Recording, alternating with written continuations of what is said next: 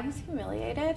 I was really humiliated. I felt really diminished after all the progress that I've made, thanks to her, to be told, like, you can't be here.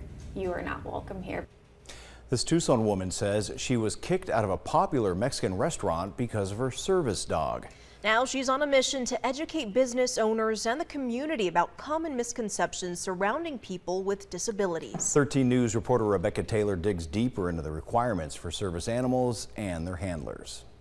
Christina Billhartz says a recent visit to Teresa's Mosaic Cafe turned into a humiliating experience. She says her dog was wearing a vest that said service dog in training and was denied entry because the manager didn't believe it was a real service animal.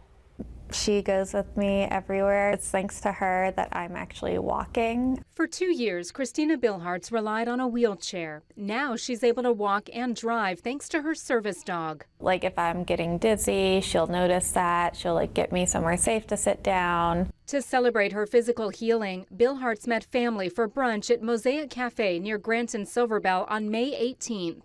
And I've eaten there my entire life. I love that place. So she was disappointed when the manager treated her suspiciously. He got really close to us and he's like, "Is that a service dog?" And I was like, "Yes, it is." And he continued to kind of hover over us and he's looking at her and he's like, "Well, why does she have boots on then?" And I was like, "Well, to protect her feet." Like, I thought he was joking at first. And he looks at me, he's like, "Oh, her vest says in training. She's not allowed here. You have to leave."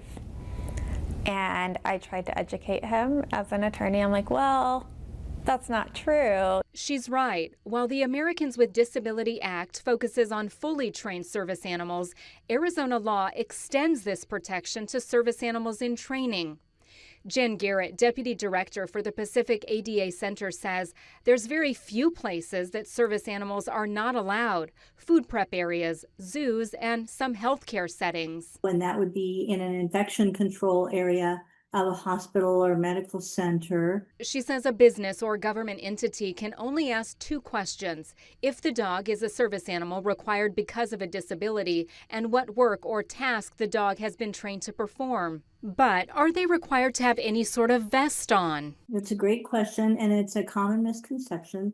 No, the animal is not required to have a collar or a vest or a certificate or anything like that that proves that it is a service animal. The only way you know that an animal is a service animal is by the answers to the 2 questions, and the animal does need to be under the control of its handler, including being housebroken. We went to Teresa's Mosaic Cafe for answers. The manager wouldn't go on camera, but provided a statement.